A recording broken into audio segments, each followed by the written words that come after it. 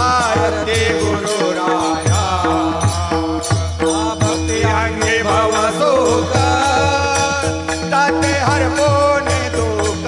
काळ हे पळे दूर नाम घेता मुखिया आरती गुरुराया गुरु भक्तीचा महिमा